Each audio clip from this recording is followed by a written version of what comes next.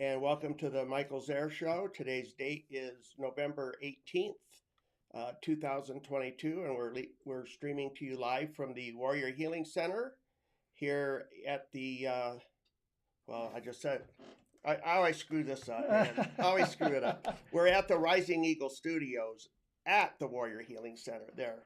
One of these days I'm going to have it down and I'll get it right, but so today, our special guest interview is Eric Grisham. Eric, thank you so much for taking time out today and sitting down and visiting with us. My pleasure. Go ahead and explain a little bit to our viewers what it is that you do.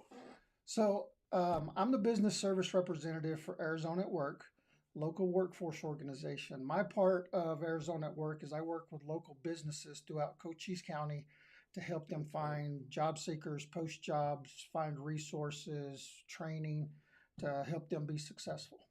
So you go out to the actual businesses then and you say, hey, we have veterans that are looking for positions. Can you fill these type of positions? Is it like that? Yes. Now, and because I am a veteran myself, I'm very partial to veterans, but, right.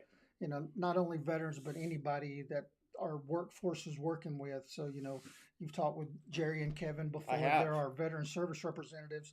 So if they have a veteran that is job ready, they've worked through their barriers to whatever their barriers to employment is. Once they work through all that, they send them to me, and I go advocate for those individuals to local businesses, to tell them, hey, we've got the next best thing right here. I can't promise a job, but I can at least try to get them in for an interview.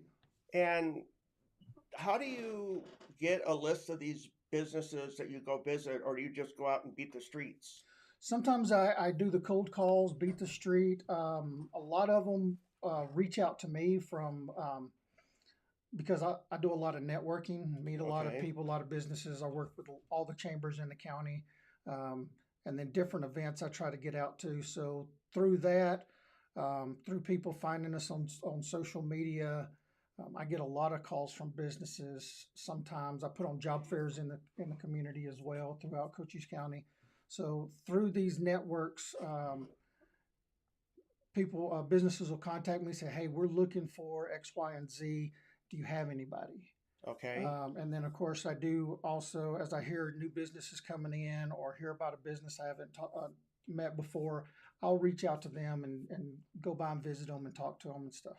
That's what I was going to ask you about, because it seems like we've been having quite a few new businesses opening up here lately. A few of them even veteran-owned businesses, which I'm sure that being a veteran-owned business, they're definitely wanting to hire veterans preference or priority there, I would think. Yeah, a lot of them do. Just the same. A lot of veterans would love to shop at a veteran-owned business. Right. A lot of those veteran-owned businesses would love to hire those veterans because they understand most veterans, after you've served a little bit, have a stronger work ethic, have more discipline. They're more reliable and trustworthy. So, a lot of people, especially here lately, a lot of folks would love to hire some veterans. Right. And veterans want to work, right? They want to work. And with everything that's going on and the way things are trending, it's hard to get people sometimes to work. And I've also heard people say, well, I want to work. I go out and these businesses are ghosting me. So it's I don't know what to think of it, but it's definitely difficult right now, I would think, trying to get a job out there. It's difficult on both sides. Yeah. Jobs are struggling. Businesses are struggling. There's every couple of weeks I do my own set of job searches just because I know how complicated it was from when I retired out of the Army. And my latest job search, there was over 1,500 jobs in Cochise County that were available. Wow. And and here's the crazy part, there's over 75 different sites that businesses in Cochise County post jobs on. Are you 75? Over. And I say over because I quit counting or quit looking after 75. And even more recently, when I did my latest job search, there's even more job search websites that I've never even heard of before that are out there now. So that's one of the reasons it's so complicated I mean, and there's a lot of reasons why people aren't finding jobs and businesses aren't finding people because there's so many sites out there that most people don't even have a clue of most of these sites. And then a lot of the sites are bogus. They're Oh, not very dependable. They're not very reliable. They send you a bunch of junk. You know, heck, I still get emails and text messages from businesses that I were, or from sites that I applied through when I was retiring out of the Army. And that was 4.5 years ago. I had one that said, "Hey, the NFL's hiring in Sierra Vista." And just because I'm a football fanatic, I was just like, okay, I've got to look. I am curious now. But after it took me through 10 different sites, it uh-huh. kept sending me to this site, to this site, to this site. I finally got the job, and it had nothing to do with NFL. It had nothing to do with Sierra Vista. What So was it? it was some type of trucking job Oh, okay. in Mesa. Yeah. Wow. So a lot of these sites, all these sites require you to build do a username and password and upload a resume.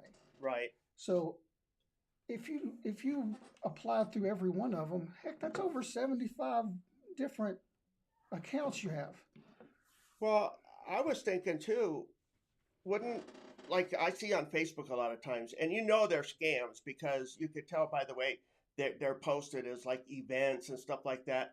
Amazon workers hiring $30 an hour will give you a ride. I mean, people, you got to be very leery about those type of ads when you see Yes, stuff like that. yes.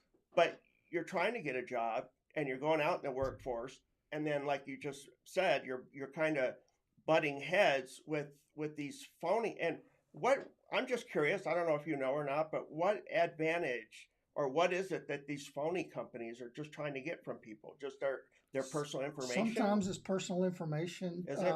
and a lot of these sites charge the employer. Hey, you sign up with us, and I think a lot of us too, because they'll run these promotions. Oh, you post jobs with us, we'll give you 30 days free or 3 months free of posting. Oh So wow. businesses jump on that because, especially nowadays, the dollar is tight. So they're looking for all these different sites because each site is promising them that they're genuine and they're going to find them, their future workers. But a lot of them are bogus, not very effective, not very reliable. And the sad part is when you sign up for some of these sites, your email and information is out there, so you're going to get tons of spam mail. You're going to get tons of junk Right. just because you signed up. So it's very challenging for job seekers nowadays because there's so many sites out there. And then of course, for the work or for the businesses, it's very challenging too because of the way everything's online and everything's so easy. Right. It's supposed to make our life easier, but you've got some businesses they're looking at anywhere from 400 to 500 up to a couple of thousand of applications or resume a day just for one Wow. job.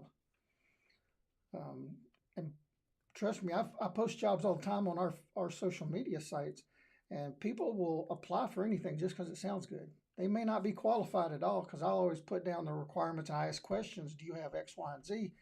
And I'll get no, no, no, no, and then I'll ask them, well, why did you apply? I just wanted to try something new. How do you know what a legit site is then? I mean, if that's what I meant, it's like you're a veteran, right? You're looking for a job, you're going around looking at these sites. Is there something that you can look for that kind of gives you a clue Um, or a hint that it's not it kosher? it's really difficult. What I would recommend is look up what are the top job posting sites, and of course, Indeed's always one of the top ones. Okay. And there's even challenges through Indeed. Glassdoor and LinkedIn are amongst the top 10. So if you've got Monster, LinkedIn, Glassdoor, um, and even Facebook can be more reliable than some of these other sites. Wow. So it is. It's very challenging, and especially if folks want to work in the government contracting world. I always recommend that they sign up under our system, which is Arizona Job Connection, also known as AJC, because a lot of the government contracts in this area, they post their jobs on AJC. They have the accounts, they post their jobs, so they're there. You won't see a lot of them when it comes to Indeed, Glassdoor, LinkedIn, simply because there's so many of them. Does the state or the federal government, if these businesses go through like Arizona at Work to hire veterans, do the businesses get any like tax break? What's the incentive for the business to do that? That's what I want to know. So to hire a veteran, there is a tax break. I don't remember off the top of my head how much it is, but there is a tax break incentive for hiring veterans. Okay. So yeah, it's very, a lot of businesses could basically save themselves some money or get some good reimbursements at the end of the year for taxes because of hiring veterans. So not only do you get a qualified worker, someone that can learn fast, someone that's disciplined, that's going to show up, that's going to work hard, you're going to get a tax break in the process of it. Wow, that's really good. Because I've noticed that even here locally, some of our local businesses have been advertising to the community. We need your support, otherwise we can't keep our doors open. We're going to have to close. And then what does that do? That could end up not only hurts the business, obviously, because they're closing, but then there goes jobs again. Yes. Well, and on top of that, so not only small business, especially new businesses that have started up, there's already a chance of not being successful within the first 3 to 5 years. Anytime you start a new business, there's always that challenge. Well, in a small town, it gets even more challenging. And then when people aren't coming in or not even trying the new stuff, then new businesses tend to shut their door. During pandemic, a lot of places shut their door. We're starting to see more and more businesses trying to come in. However, if they don't get the support or the workers, they're going to have to shut their doors eventually too, which then affects the economy. The prices of things change. And then even for economic development, when other businesses say, "Ooh, I want to move into Sierra Vista," oh, well, the job, the talent pool is limited. We've got all these businesses vying for the same people, and the skills are not there or whatever they're looking for. They're more likely to go somewhere else. One thing that I think about, because I do a lot of social media, when I see a lot of businesses opening here in Sierra Vista, I'm not so sure about Cochise County, but Sierra Vista anyways, they're mostly like restaurants, coffee shops, smaller mom and pop. I've noticed that there's maybe a Freddy's, but these are all restaurant type of positions. But I also noticed, I read, what was it? Craig Mount on his Facebook page had put on there, I guess he's partners with somebody with an organization here in Sierra Vista, and they got like across the country, like the #1 rating for their small business. And I think that's just outstanding. And that was a veteran business too, if I'm not mistaken. Yes. I forget which one it was. Neiman Solutions. Yeah. Veteran owned and operated, and they've been growing. They've been doing great and wonderful things. And there's even talk they may be expanding some here as well. Oh, that would be awesome. Of course, in the government contract world, it's all about getting the contract. Once you get the contract, then you can grow. If you don't get the contract, then you sort of maintain what you can. So, yeah, Neiman's has been doing great and wonderful things, and they've been growing and being very successful. Good. I'm glad to hear that. I like to hear that when, especially local businesses that are like that. For those of you that have joined us or that are on right now, if you have any questions for Eric in regards to veteran jobs or businesses or anything like that, or you just want to ask a question, put it down here in the comment section and I'll pop it up on the screen and I'll pass it on to him, and I'm sure that he'd be happy to answer your questions. So what, again, we're talking about all of Cochise County, which is pretty big, right? What was the job market again? You said over how many jobs? 1,500. 500 jobs. So what's it like for you every day when you're doing this job? You're going out a lot to these businesses again. You're going phone calls, you said. A lot of phone calls, a lot of emails.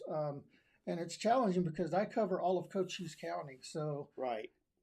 Some days I may be in Tombstone, Bisbee, Benson, Wilcox, or Douglas. Wow. So, I bounce around, especially when I'm doing my job fairs. I try to get a job fair in each one of the areas at least once a year. It's a challenge some days, but I mean, I really enjoy it. I like the outreach. I like to be able to travel a little bit, talk to businesses. I was a career counselor in the Army, so I worked with soldiers all the time. Okay.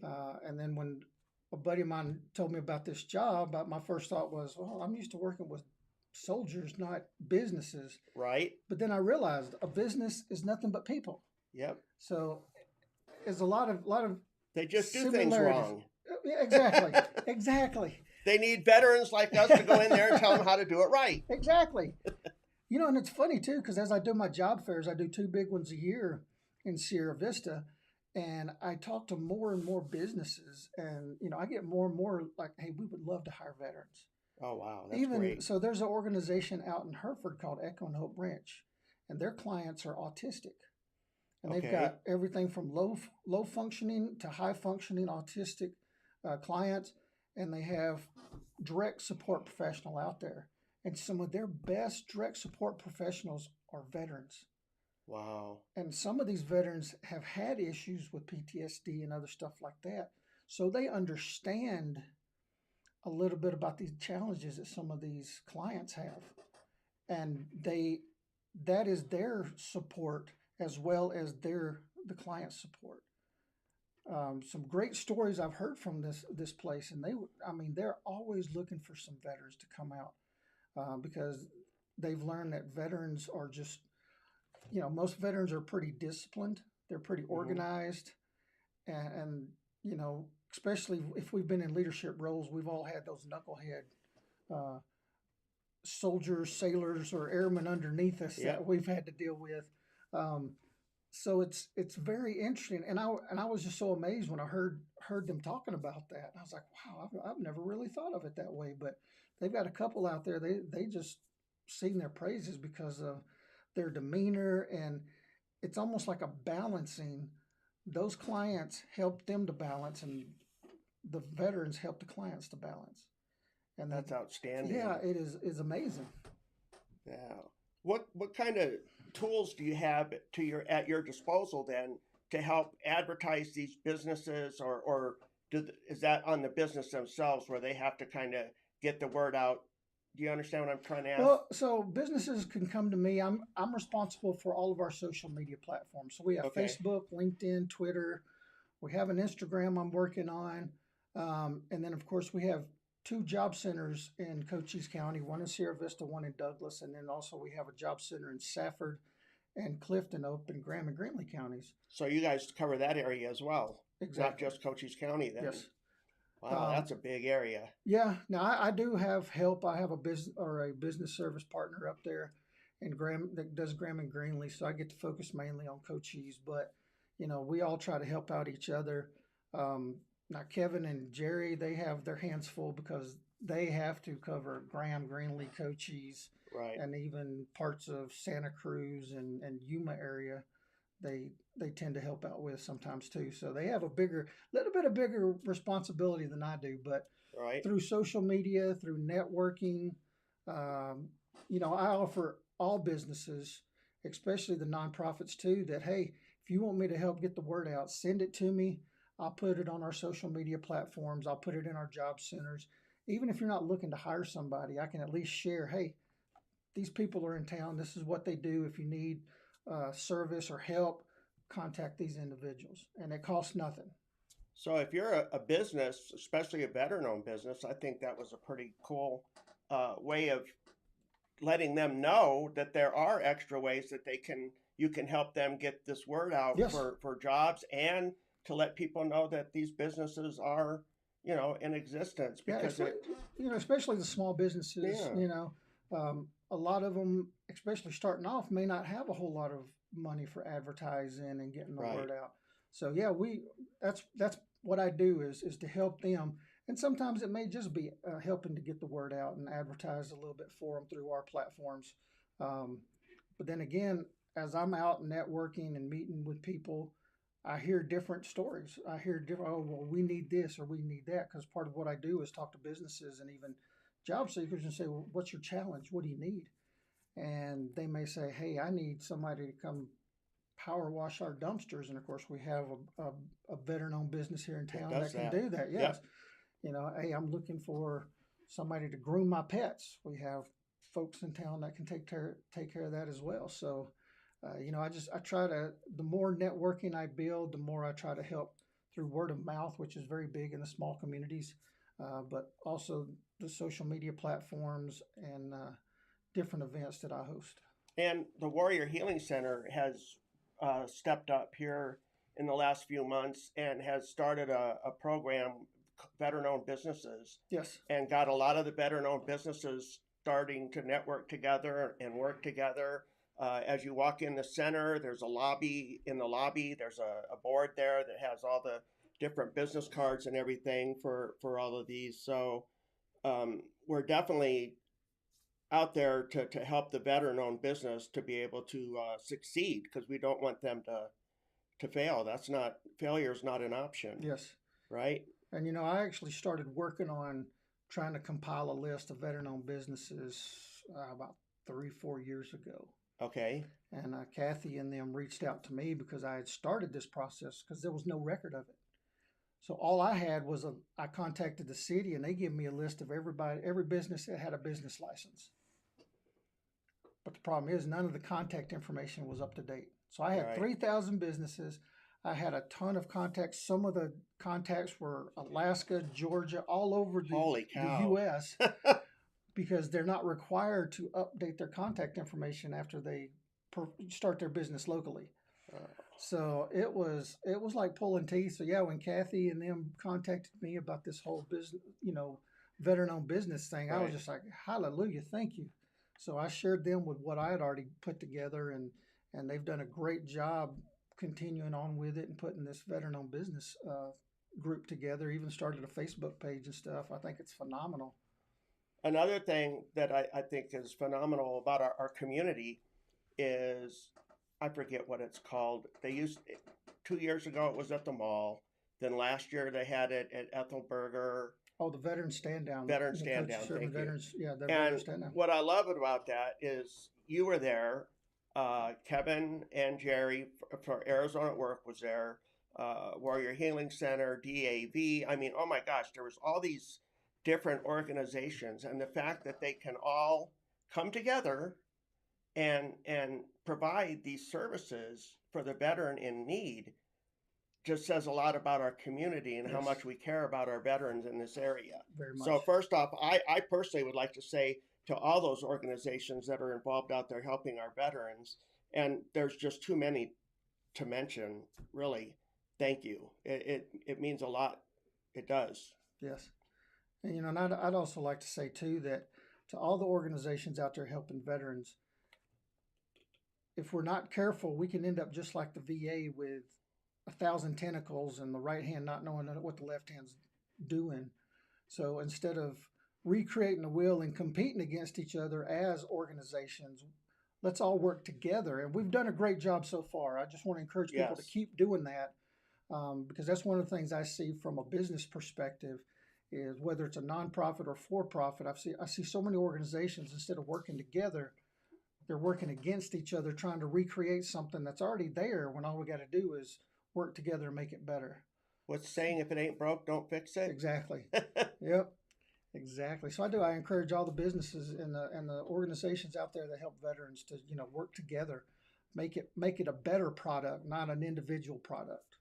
And only speaking for myself, when I started volunteering here at the center, Kathy had to keep drilling it in my head, because my immediate response is, I want to help. How can I help? But Kathy's like, no, we have a system. It's set up. It's good. Let us do our job. And that's why I came up with that saying, I'm not management. So if you ever hear that, me saying I'm not management, that's why. I know that feeling, you know.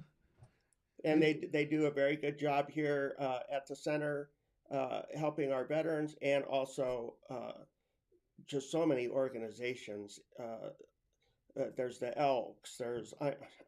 Geez, I don't even know how else how who all to name. There's so many because a lot of them aren't even in Sierra Vista.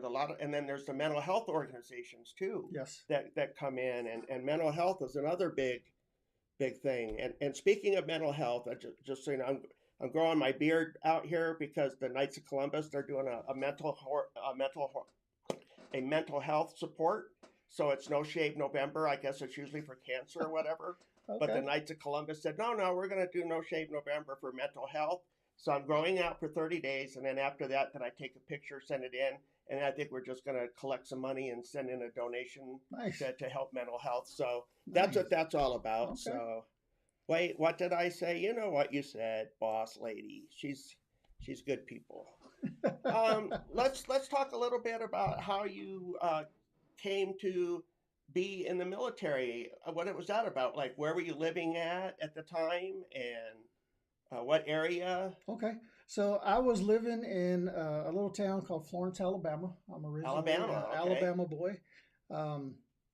So Cool. grew up there my whole life, between one small town to another. Only thing separated was this tiny bridge, only not even probably a mile long. So I grew up in the country, was in a rough place in life, trying to work a full-time job and go to college full-time, Okay. and wasn't doing too well. I'd gotten myself into a conflict with my stepfather and ended up needing a place to live, and friends of mine that I was staying with contacted the local recruiter, which, it's funny because I had told them all to kiss my butt. I was never going to join when I was in Right. high school. And then, when you're trying to make ends meet, trying to do all this stuff, if you're smart, you realize, okay, I got to do something. This ain't working. So came in and they talked to me, and so I signed that contract, and did delayed entry, and then shipped out to Fort Sill, Oklahoma. So you enlisted in what branch? Army. In the Army. Okay. Yeah. And what year was that? So I started delayed entry 1991, and Okay. then shipped off and started basic in February of 92. Okay. And you said you went to Fort Sill Fort Sill, Oklahoma. for basic training? For basic training, yep. Wow. Okay. Yeah, it was very interesting. I enlisted as a quartermaster soldier. I was a petroleum specialist. Back then it was a 77 Foxtrot. Right. So I was that mighty gas pumper. So went to boot camp at Fort Sill, Oklahoma, shipped over to Fort Lee, Virginia, home of the quartermaster, and did my Okay. AIT there. After that, I went to Fort Leonard Wood, Missouri for an ASI, additional skill identifier, to drive a fuel truck. Okay. So I did 5 weeks of truck driving, learning how to back up tankers and drive those big old trucks with the big cargo in the back. So What was Fort Leonard Wood like? it was in the middle of nowhere. Out in the middle of nowhere, huh? They call it Fort Lost in the Woods for a reason. There was not much around. So even when we had the privileges to go off post, there wasn't much to do off post. Right. Isn't that where they have the federal, the military prison stockade or whatever? That's Leavenworth. Leavenworth. Yeah. Okay. I just get those two confused for some reason. Yep. After where did you go after Fort Leonard Wood? Where'd you go? So my first duty assignment was in Germany. Germany. Yep, shipped over to, and they put me in an Apache attack unit in Germany, refueling helicopters. Oh, what was that like? It was fun. I mean, it was interesting, out there setting up hot refuel, bringing the birds in, running out, hooking up the hose. It was pretty interesting. Dangerous. It could be, yes. In training, they taught us the importance of making sure everything was grounded properly, because they would show us videos from Vietnam where the refuelers would catch on fire from static electricity. Wow. And then it would just ignite from the bird and set everything on fire. So, we had to make sure. Now, we come a long way with the technology and the nozzles we used, but yeah, so it was interesting. So what did a young man from Alabama think when he first got off the airplane in Germany and took a look around? What did you think? Well, my first thought was this is pretty cool.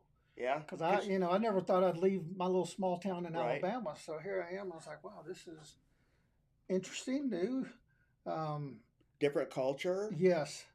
And that's what I did. I spent most of my time trying to not be a tourist, but to blend in with the locals and, met a lot of local German folks and uh, went and visited some of the smaller towns. Did you learn German?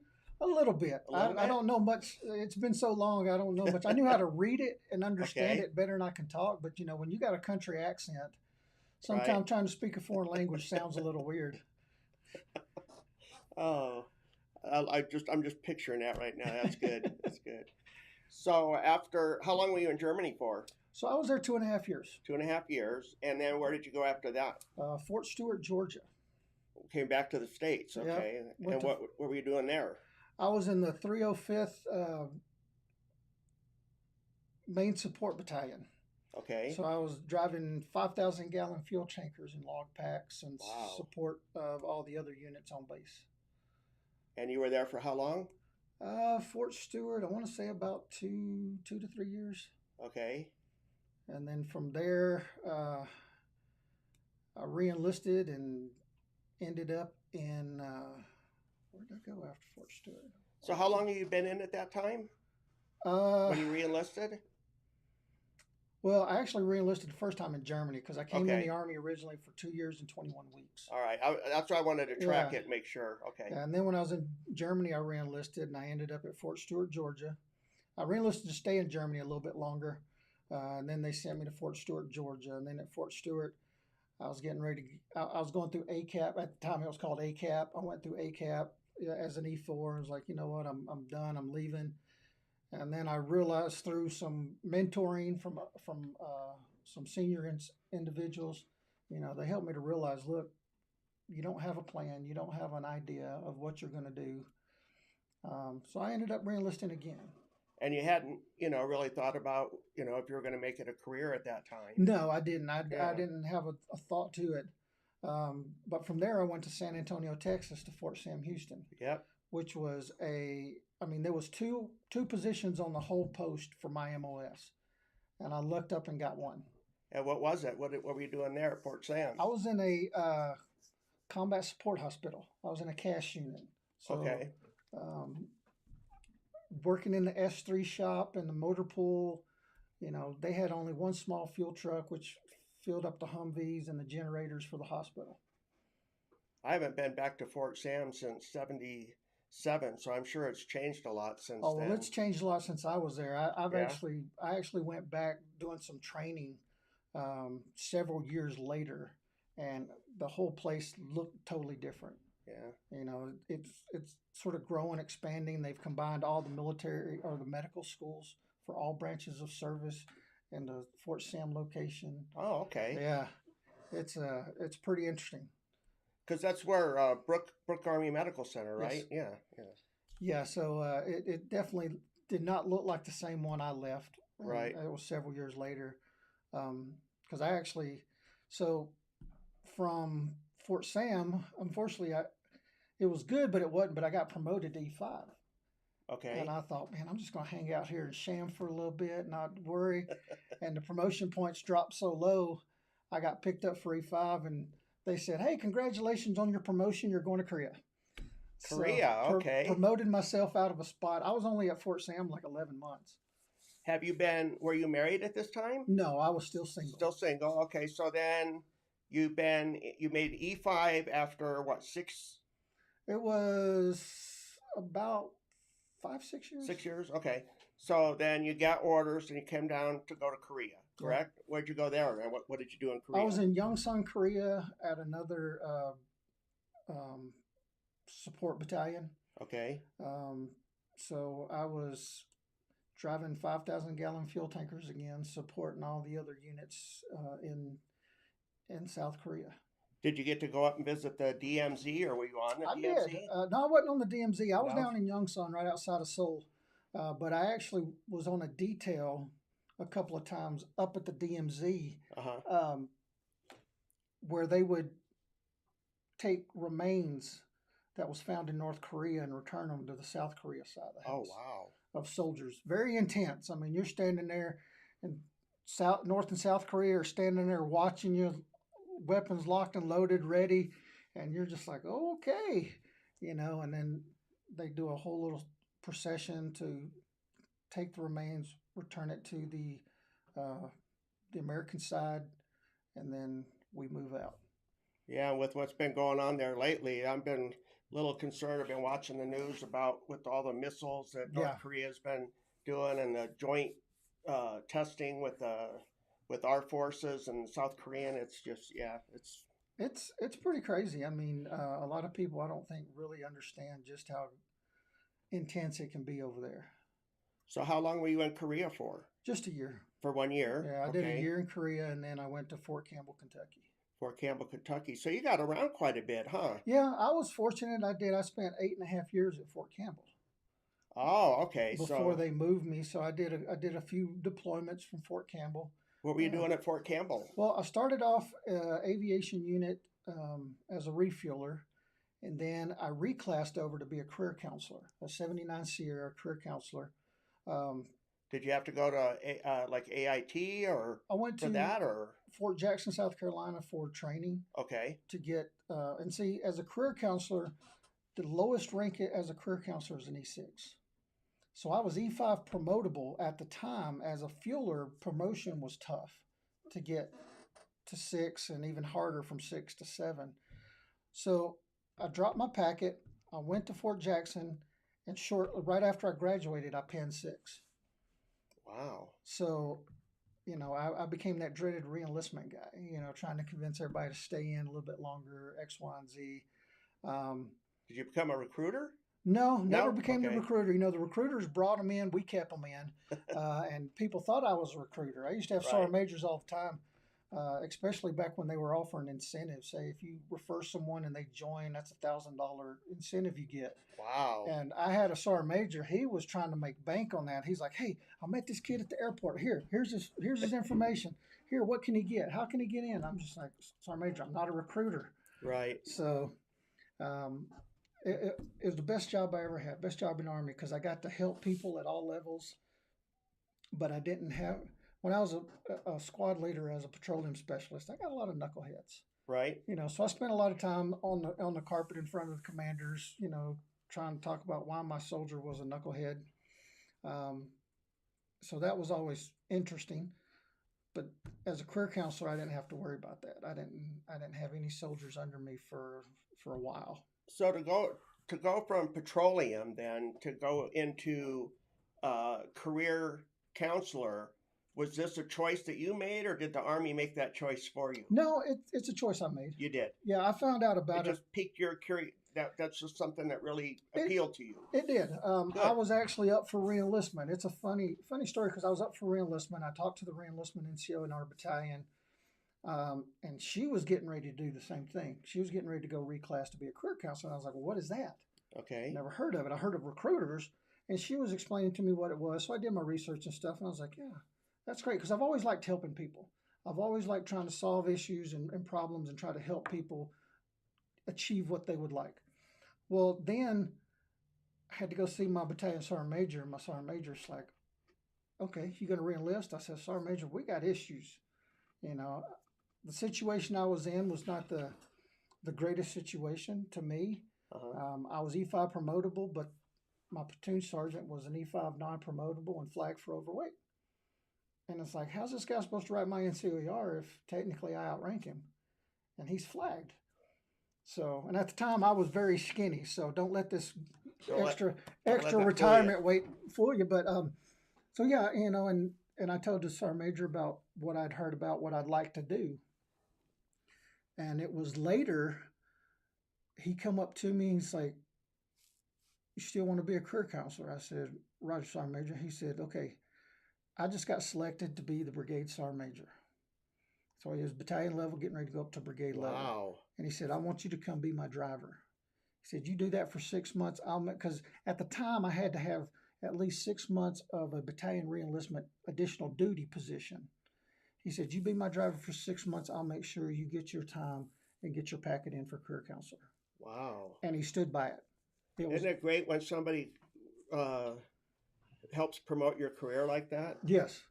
Oh, and even after I became a career counselor as a reenlistment guy, I used to tell commanders and first sergeants all the time. I said, look, y'all are gonna drive the train. You and the squad leader, the platoon sergeants, y'all drive the train. By the time they come see me, depending on how you've treated them and how they felt you treated them, it's going to determine everything. A lot of times, it's not going to matter what I offer them or what I can tell them.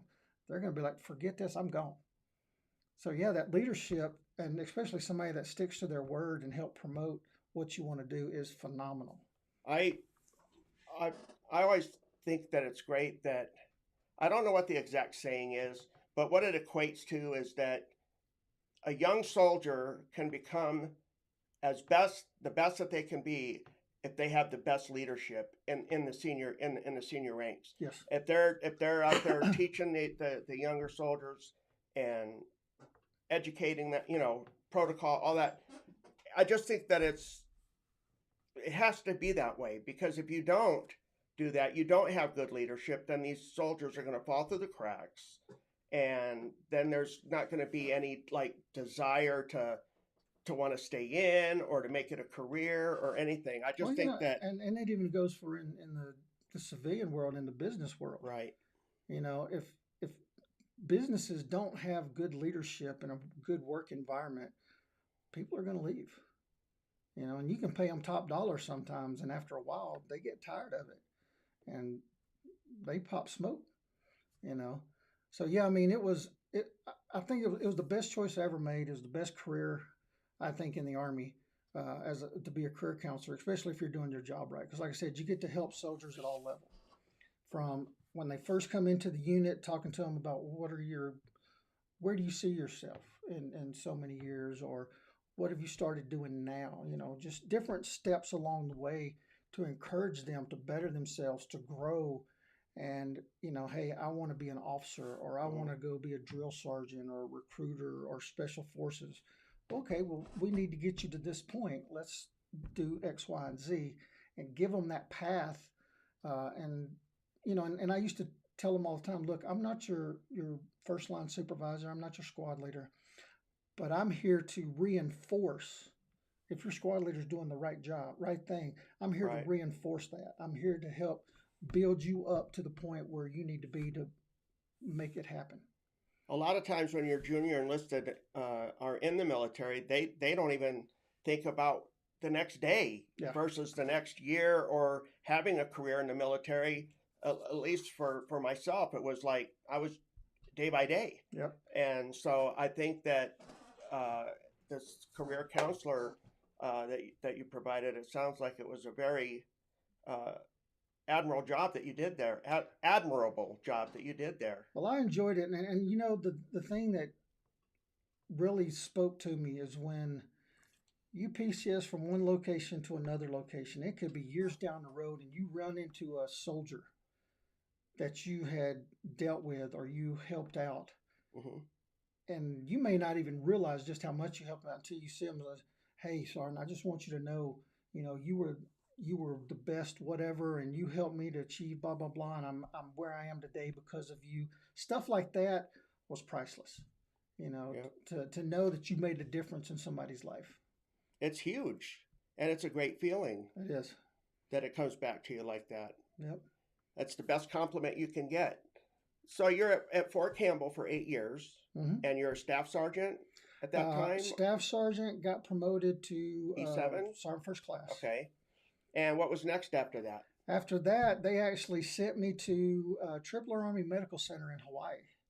Oh, so that must have been a tough assignment. It was, in a way it was, because here I am being combat arms and aviation my whole career. Now they send me to a medical facility, and I had to learn a whole new set of acronyms. Okay. Because the medical world is completely different. Yep. So, it was beautiful. I loved it. But, it did have its ups and downs because it was a different world, something I was totally not used to. In the medical world, I'm reaching out saying, hey, I need to see this soldier. It's time for their annual counseling or whatever, talking about retention. They're up for reenlistment. And they would go, oh, patient patient safety, patient care comes first, that patient care umbrella. So I finally, and I get it. So I look at them and say, okay, I'll come to them where they work. Oh, they're in the ER. All right, I'll go down to the ER. I'll talk to them while they're on duty. Now, I was respectful because when code blue, code red, and all that stuff happens, I just learned to get up, step out to the corner, let them go crazy, and if it looked like it was going to last a while, I just leave them a note, call you later, Right. But I like, okay, I'll go find them, and so I talked to them then, and it was different, which I liked it because it showed me another aspect of what the Army was like, another avenue of the Army as a career.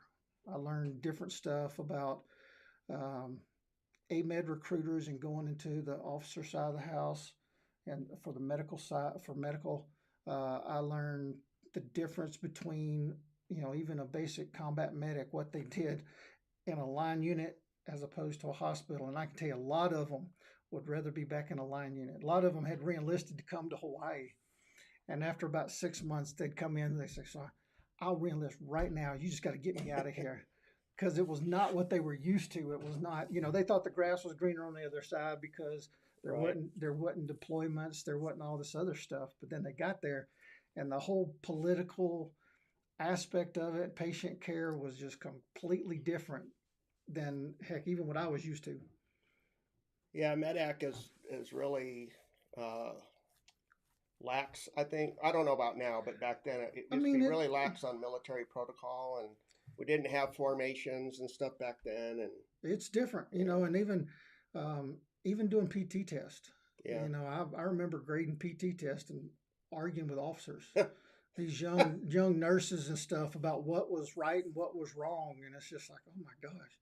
Or they'd show up and for a PT test, and they're not in Army PT uniform. They're in their civilian PT attire. They're whites?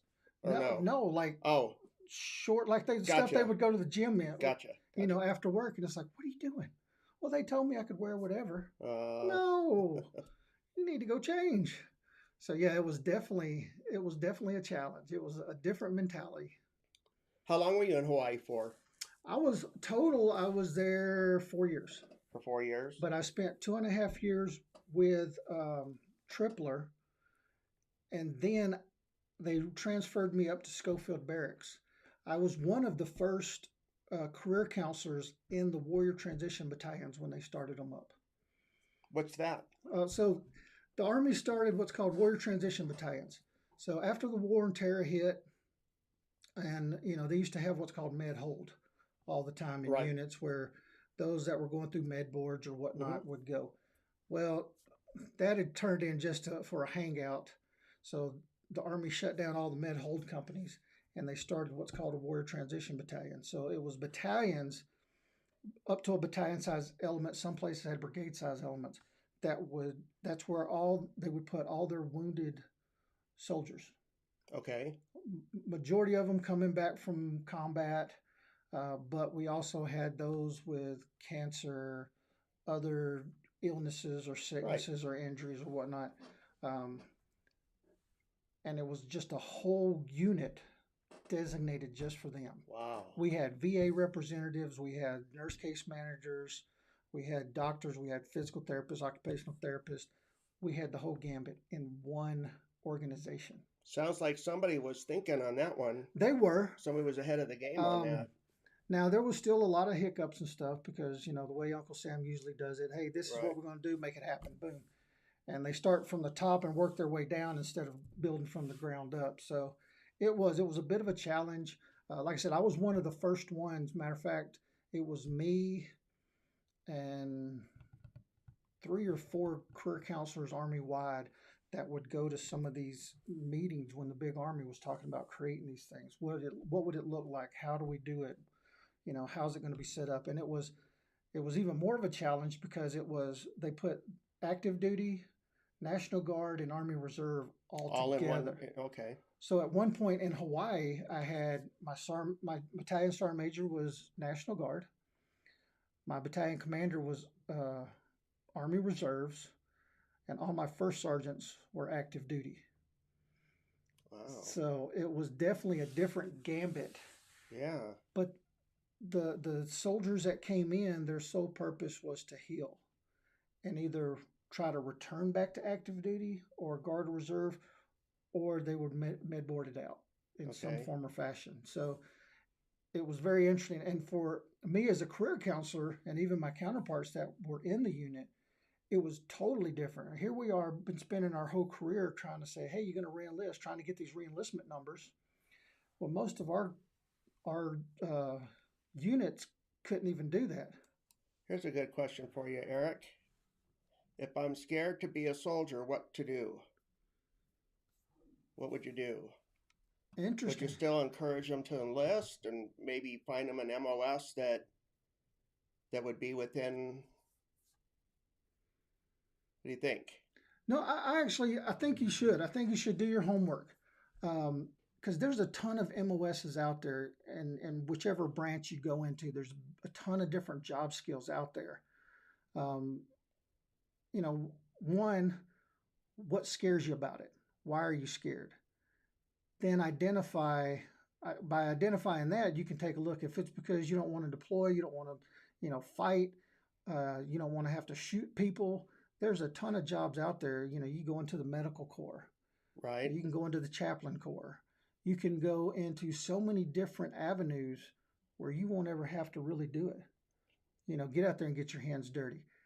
Now the worst part is, and not really worse, but I've known soldiers that had tons of deployments, combat veterans that fought and came home, but then as soon as they came home, something like a drive-by shooting or a car wreck, or Right. I had a buddy that was killed by a drunk driver, survived multiple deployments, multiple combat missions, and was hit by a drunk driver and ended his life.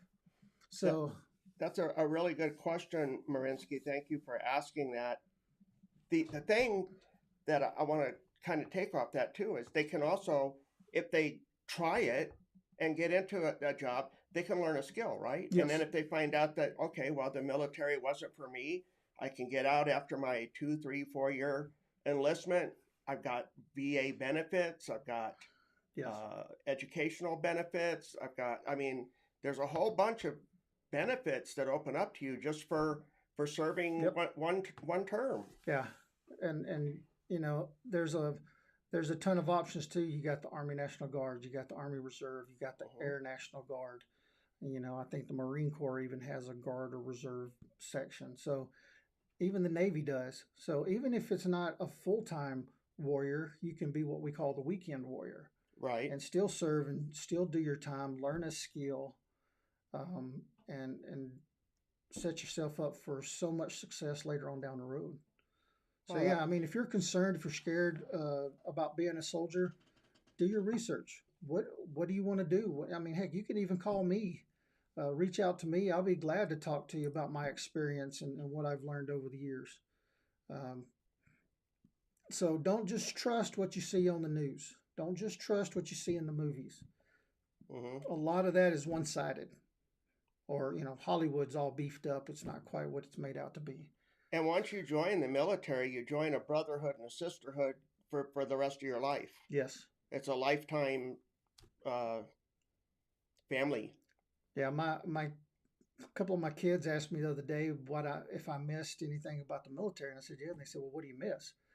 And I said, one of the biggest things I missed was in the military, we had standard operating procedures. We had policies. We had it all written out. This is what you do. This is how you do it. In the civilian world, it's all on a whim. Yep. They say, okay, we want you to do it this way, but then they can change it at the last minute, and you'll be the last one to know about it. But then the other part is that brotherhood, that camaraderie where, hey, I got your back. You need me, I got your back. I'm looking out for you. We learned how to solve problems at the lowest level. Keep it in-house, keep it at the lowest level, solve it, so then that way it wouldn't escalate to the higher level. Yeah. Nowadays we all just, we'll call 911 and call the cops because we didn't get enough eggs at McDonald's. People are just, crazy about that kind of stuff, So tell us, after Schofield Barracks, then what was next? So after Schofield, I ended up going back to Fort Campbell, Okay. working at the Warrior Transition Battalion there for it was close to 2 years. And is that where you retired? Or No, no? so I worked there for a couple of years. Then they sent me over to the Fourth Infantry Brigade. Infantry. Yeah, I was Okay. Fourth Infantry Brigade at Fort Campbell. Um, Fourth Infantry has a huge history. If you've ever seen the movie Band of Brothers, Yes. that unit, Great movie. that unit was part of our Fourth Brigade unit that had deactivated and been reactivated. Echo Company, wasn't it? Well, it was Echo Company then, yes. Yeah. So it was a great lineage, great heritage. I was there for about a year or so, and then I came to Fort Huachuca. Ah, okay.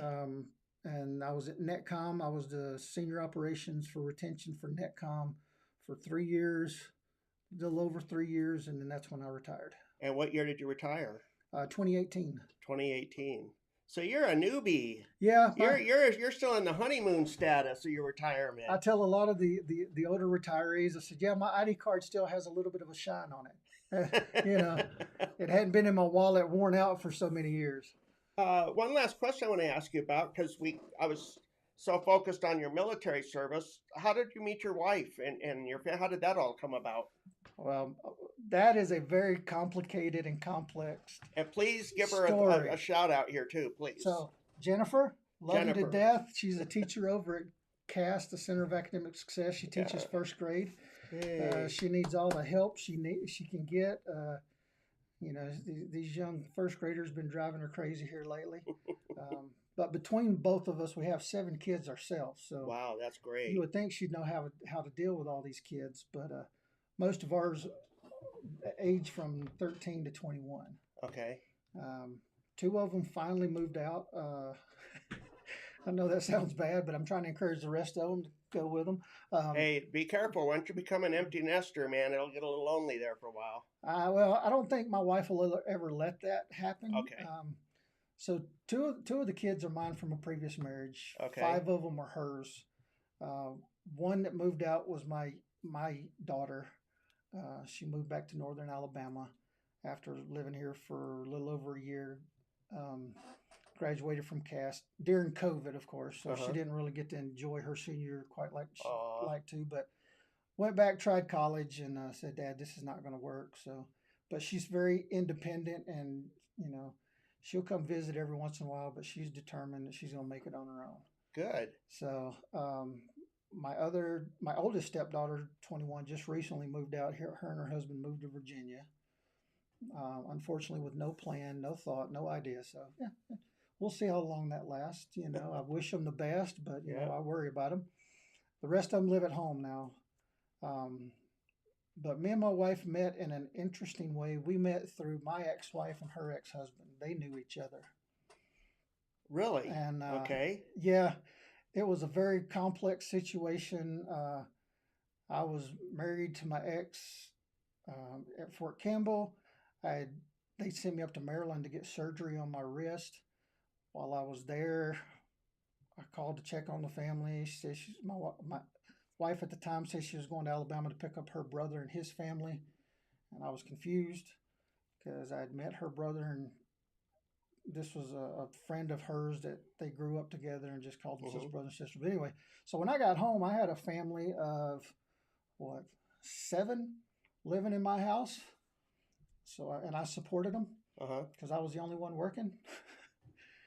So my ex had a big heart. She wanted to help the world. She just didn't know how to do it properly. So she had this family there saying, they'd find better work up in Clarksville, Tennessee than where they were at in northern Alabama. So they lived with me for over a year. Wow. And then when it was time for me to PCS to Arizona, me and my wife now had kept in touch. We talked, we were kindred spirits, both in bad situations, but we talked and stuff. And then on my way out here, I visited it and just sort of hit it off. And then After I got to Arizona, I was had to have surgery on my ankle, and she came down and took care of me, and then sort of went from there. I So was going to ask you too. Out of all of the places you've been stationed, because you've had quite a few different duty stations, and I love interviewing people that have that experience because you get an idea of all the different uh, areas that they've been to. Why did you decide to stay here? What about Cochise County? What about Fort Huachuca that just this is where I want to live? well, it was actually more about my family at the time. So I had two in high school, Okay. and I told them, look, y'all put up with my movement, so I'll stay here and let y'all finish high school. One of them finished, one of them didn't. Now the one that didn't is trying to make up for it now, so he's working on it. But then at the time, my wife had just she was getting her degree for early childhood education, and she had to do sort of a student teaching process. And she was already working as a paraprofessional in the school district, so I just, I said, well, let's just stay here. Where'd she work at? She works over at Cass right No, now. no. Oh, now, at the time she worked at Buena in the SPED department. At Buena, Yeah, okay. she was a paraprofessional for the special education department. Okay. And she had to, through the school she was going through, she had to do student teaching. Well, we realized it would be easier for her to do student teaching because she was already in the system here than to move somewhere else and try to start all over again, Yeah. trying to get all that done. So we stayed here, and of course I got the job with Arizona at work. She got her teaching degree. She loves her job. I love what I do. I'm from a small town in Alabama. Now the biggest thing I miss is there's a lot more green grass in Alabama than here in Arizona. Probably better fishing too. Yes, a lot better fishing. But I like the small town living. I don't like big cities. And it's a nice place to be. Especially veteran friendly. Cochise has the largest veteran population in the state. A lot of resources, a lot of help, and I'm at a place now where I feel if I can do anything to help, I should do it because I'm still able, even though getting out of bed some days it's like snap, crackle, pop, and body just screams at me from all the craziness. But I can help and I can give back. So I like where I'm at now. And in closing, what kind of imparting words of wisdom or encouragement would you like to share with our audience, whether it be with your military experience, your workforce, both, just from the heart? What do you want to share with them? Well, the thing I'd like to say the most is don't be afraid to ask for help. Don't be afraid to reach out when you have a tough time. I was one of those stubborn individuals, dealt with some PTSD and some other issues, and telling everybody I don't need help. I don't need help. If you've served at all, heck, if you've ever been married at all, you probably have PTSD or something close to it, and you need to talk to somebody. You need to work with someone. So yeah, don't be so proud and don't be so shy or embarrassed. Don't be afraid to ask the hard questions. Don't be afraid to reach out. There's a lot of organizations out here to help. Even when it comes to finding a job, there's people out here that can help. You can apply through Indeed, you can apply through all these other sites all day long, but the one thing they're not going to do for you that we can do at Arizona at Work is I will go advocate for you. I will go talk to these businesses on your behalf. But once again, if you don't say something, if you don't ask, you're never going to get the help that you could possibly need. You're not going to get anywhere just sitting there. Yep. Eric, thank you so much. Can you sit around for just a couple of minutes? I got a few announcements on to read here real quick. Again, thank you so much for sharing your story, and thank you for your service to our country. And thank you for those that joined us today. A few announcements that I want to put out real quick for the Warrior Healing Center. Oh, yeah, that's what I was going to say. When you mentioned like PTSD and stuff in your closing, Warrior Healing Center has some great support groups. And one of the best ways to get started is to walk in the front door, sit down, fill out an intake, and get the process started to get you the resources that you need. The help is there. You just have to know where to find it. and we'll be happy to help you point you in the right direction. So some of our upcoming events today, actually this evening, starting at 1700 hours, going to 1900 hours, we have the American Legion Riders Bike Night and Dinner, and that's going to be at American Legion Post 52 here in Sierra Vista. Cost for that is $10. Tomorrow night, starting at 1700, going to 1900 hours, we have the Pub Trivia Night, and that will be taking place at American Legion Post 16. Also tomorrow night, starting at 1800 hours, going to closing, they're doing karaoke at American Legion Post 24. 24 is in Tombstone, right? Do you know? I believe so. I don't. Where's American Legion's Post 16? Do we know? I'll have to ask Kathy that. I'm not sure. I'll have to get that so we can put that in the comments for you, for those that don't know where it's at. On Tuesday, November 22nd, starting at 0900 to 1400 hours is a blood drive that's going to be taking place at the American Legion Post 52. On Tuesday, starting at 1700, going to 1830, we have the Clug monthly meeting. That's the Cochise Lennox Users Group, and they will be meeting here at the Warrior Healing Center in the main conference room. And on Wednesday, November 23rd, starting at 1800 and going to 1900 hours, it's Red, White, and Blue, RWB, Waffle Cone Wednesday, and they're going to be meeting at Julie and Sammy's, 33 Flavors on Fry Boulevard.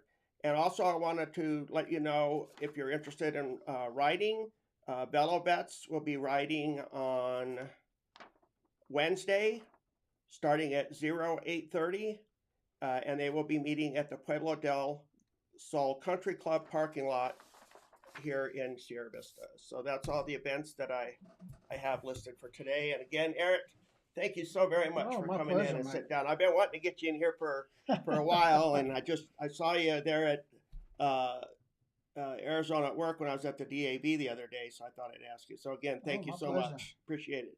Okay, everybody, have a great day, a great weekend. I'll see you next Friday. Oh, happy Thanksgiving, too. I forgot, because next Thursday's Thanksgiving. Yes. So happy Thanksgiving, everybody.